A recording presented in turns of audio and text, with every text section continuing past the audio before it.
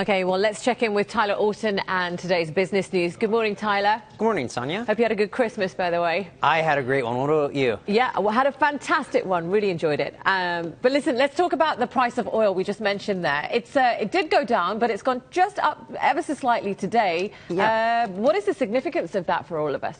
Well, you know, it's been able to stabilize overnight, and the good thing was yesterday, I mean, it was the holiday, so the Canadian markets were closed. We didn't really suffer so much. But here's the thing. I mean, after reports surfaced yesterday that Iran intended to boost its oil exports by 500,000 barrels a day, it sent the price of oil to an 11-year low when it went below $37 a barrel. So.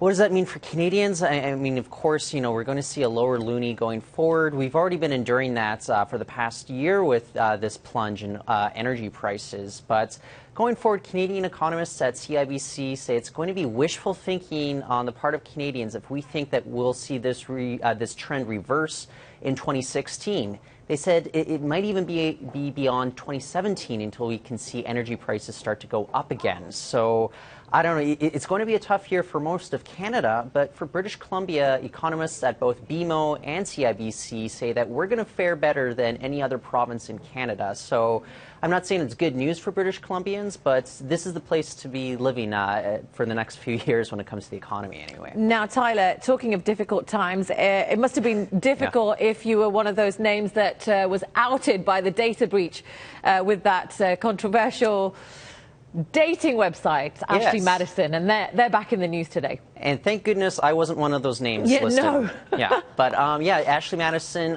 they are saying that they've added 4 million members since that data breach revealed the identities of its user base over this past summer. Now, here's the thing. They're not saying why it's increasing, and maybe you can make the argument that any news is good news. But they ended up revealing the identities of about 39 million users were revealed by hackers over this past summer, and Ashley Madison claims that they're now up to 43 million users. So whether this is going to be able to help them bounce back, I mean, the company did have a profit of about $50 million last year. So here's the thing. They're facing about a dozen class action lawsuits. The CEO was ousted over this past summer as well.